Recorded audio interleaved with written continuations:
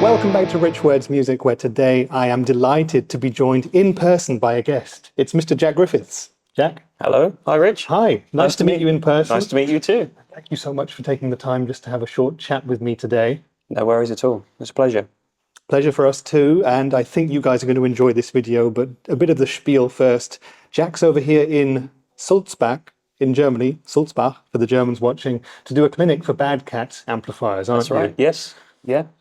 How do you go back with Bad Cat? Where does your journey with them begin? Well, so I became aware, well, actually, I've been aware of the brand for a long time because they actually have much more history than perhaps people are aware of. I think the company's been around about 25 years or so now.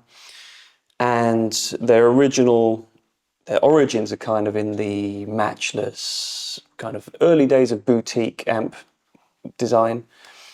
But it's not been until the last year or two that they've had an entire kind of restructuring, and they've revamped and come back as this new brand almost. And I discovered them when I was a demonstrator at Peach Guitars in the UK, and just really fell in love with pretty much all of the amps that I've tried. You know, there's now 5, soon to be 6 models in their lineup. Every single one does something good for me. So it was really through the association with the shop, and then when I left Peach last year, I just thought it would be a good idea to maintain a good relationship there. Luckily, the guys were on board and they liked the demos that I'd done for their products. I really liked the products, so it just seemed natural to keep it going. And I said, if you need a guitar player for anything, then let me know. And here we are in Germany. Yeah, exactly. Which I'm very pleased about. Yeah, indeed. And tonight there will be a workshop where you'll kind of be going through the handful of new amps with, I think, Francesco from Bad Cat, who's also here. Yes. And I think I should be able to link you to a video on the 6 and 4 YouTube channel where you might be able to see a bit more of that. So make sure to check that out as well.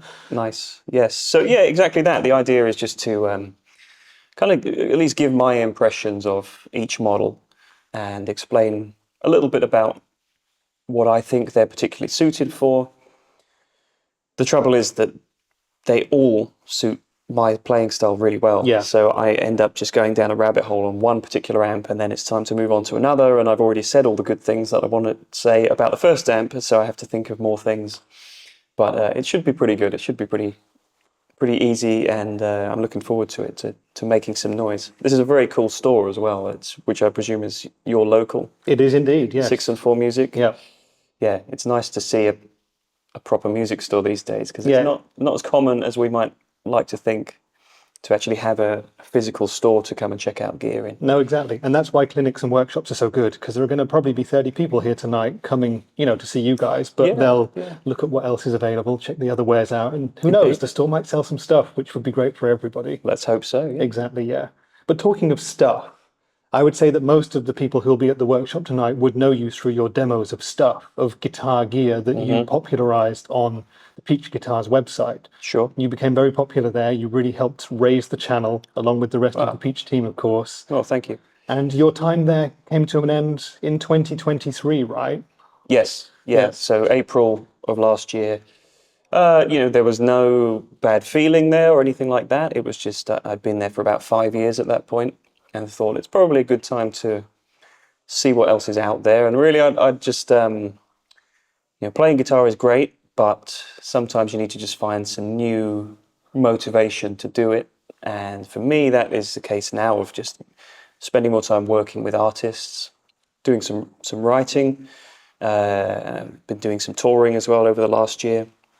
So just, other things take its place, but I'm very pleased that even today at the store, people have said about how much they like the demos that we used to do, and that's very kind, and it does mean a lot when people say that they've either purchased something because they liked the way it sounded in the video, or it's a nice feeling to know that you've kind of helped someone make a good musical decision.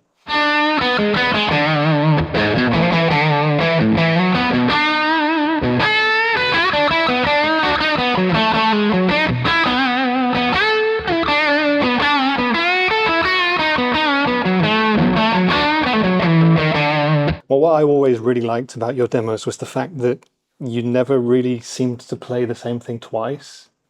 You seem to have a really high level of versatility when it comes to playing, and also kind of flitting between genres as well. I mean, you can do the older sort of country stuff, but you're clearly also okay with harder rock and even metal and stuff like that. Well, thank you.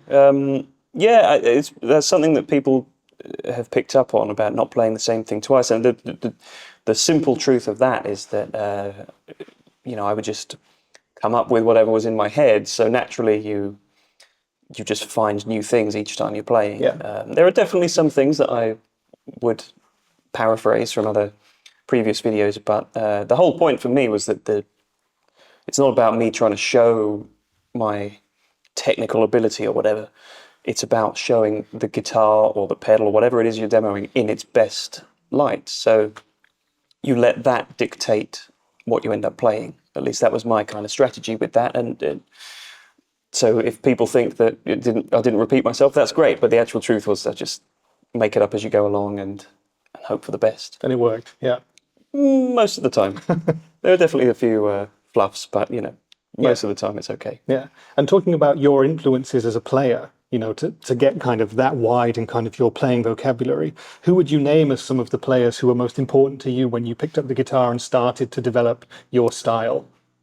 Well, in terms of when I started, I was definitely a classic rock kid. So my earliest favourite players were the Jimmy Pages and the Ritchie Blackmores and Ace Frehley from Kiss and all these classic rock guys. So that was kind of my initiation into playing guitar. And then later on I actually had a big metal phase after that. So Megadeth, Metallica, Slayer, all that kind of thing. And the British bands as well. Then came the blues thing. I was into Stevie Ray and Clapton and Jeff Beck. And so just by going through these different phases, I think eventually it all comes together in the end.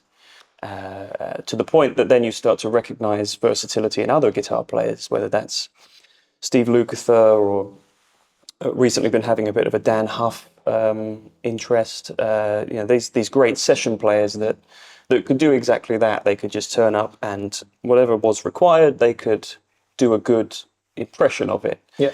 And so that's what I've always strived for. So I can kind of do a little bit of most things. I'm definitely not great at certain styles. I definitely have some weaknesses in particular ways of playing, but I've reached a point now where I just play like myself, and and hopefully that's okay for most situations. And if not, then you can hire someone else. Yeah.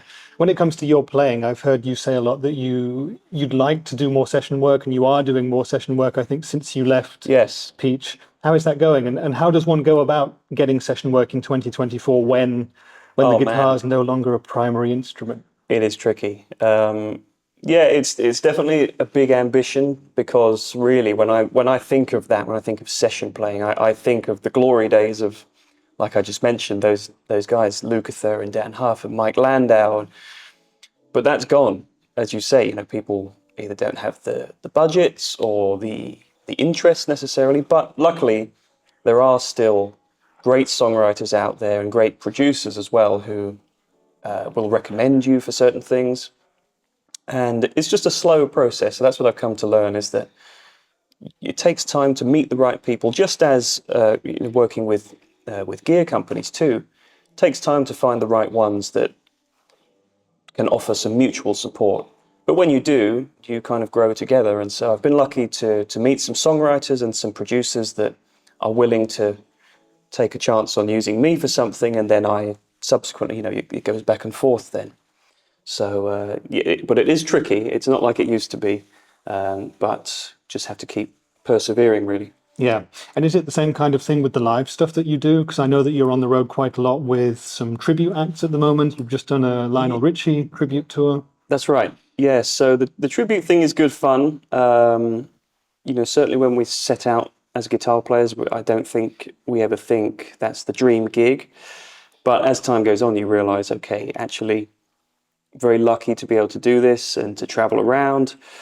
It's mostly based in the UK, but you're always in a nice venue. You're always with the same great people. The audiences actually are coming to see you, which isn't always the case at certain types of gigs. Sometimes an audience just happens to be there and they don't necessarily appreciate what the band's doing.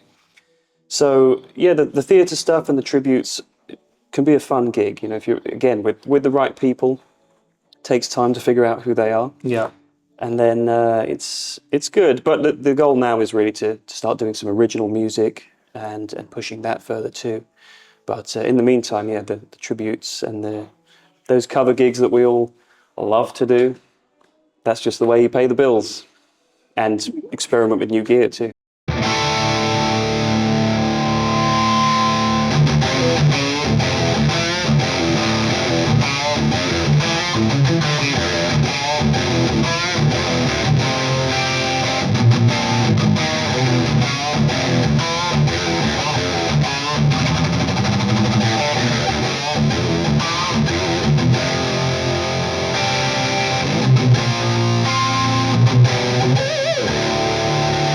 With original stuff, is the stuff out there that we can hear? Are there any links or anything like that that you can share?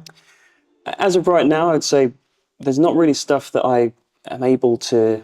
There are definitely things, you know, sessions that I've played for people, but it's kind of bits and pieces. So maybe I should get around to making a playlist at some point. You should. But yeah, it's kind of a real mixture of different projects I've been a part of before. What I'd like to do now is just kind of spend the time on my own ideas with some friends and trying to figure out exactly what that should sound like. You know, but again, it just takes time. It's a process of elimination as much as anything else. You know, maybe this doesn't quite work with this person, so I'll try it with somebody else. Yeah. But it is just a process. Yeah, absolutely, as music is. I'm getting the producer waving at me that we might be waffling on a bit, so we'll bring this one to an end. Most of my interview videos go on for about an hour and a half, sometimes longer. So like, I really like to go in detail and talk about people's lives. So I understand. Maybe at some point in the future, if we meet again, we can do something a bit longer. And absolutely, I can ask you more in-depth questions. But I'll leave you with just one final one, which I always like to ask people. Okay. You're approached to play a show by somebody somewhere. It's going to be an hour-long show. You're the band leader, you're putting it together, and you can pick anyone to join you on stage. You can pick someone to play guitar for you, bass, drums, vocals, keys, whatever. They can be alive or dead. You're going to play an hour set. Who are you going to pick, and what are you going to play? Oh, wow. That was a simple question, was it? Because that's quite... Okay. It's not really a yes or no question to end on, is it? Right, let me think about this. So, the thing is, for me, I've never worked that way. I've always been a part of other people's bands. So I've always had the fortune of being invited to join other people. So when it comes to thinking about it in reverse... it's a really hard question, actually. And I always feel a bit evil asking it, but... No, but it's a very good question. So I want to give you a good answer if I possibly can. To me, I would just keep it simple. I love to play in a trio. So it would be finding that killer bassist and that killer drummer for me. Which, if I had to think off the top of my head, let's put Simon Phillips on drums and, what bass player would I pick today? The great Andy Rourke from the band The Smiths, who unfortunately died quite recently, but I've been listening to a lot of Smiths recently, and he's just an incredible bass player. That would be a really interesting mixture of myself, Andy Rourke on bass, and Simon Phillips on drums. That would be an interesting sounding band. It might not be a very successful gig, but as you've asked, those are my answers for right now. That's your choice, and if I ask you again in 6 months, it might be totally different. Yeah, but I'm going to be thinking about that question until maybe we speak again. Well, please do, and let me know your updates on it. Finally, where can people find out about you? YouTube links, websites? Yeah, so the best place is Instagram, actually. So Jack Griffiths Music on Instagram. YouTube is the same, Jack Griffiths Music. I'm trying to be more active at the moment, but it's a hard game to play. As you know, the YouTube thing is you have to really put a lot of effort into it, at least if you want to get it to a standard that you're happy with, and again, that just takes some time. So Instagram and YouTube, I'm working on it, folks. Excellent to hear. Links will be down there to everything that Jack does. Jack, thanks again for taking the time. Thank you, Rich. It was an absolute pleasure. I hope you guys enjoyed this video. Leave a like, and please feel free to subscribe if you'd like to. But that's been it for today's video. I've been Rich for Rich Words Music, and I'll see you in the next one. Bye for now. Bye-bye.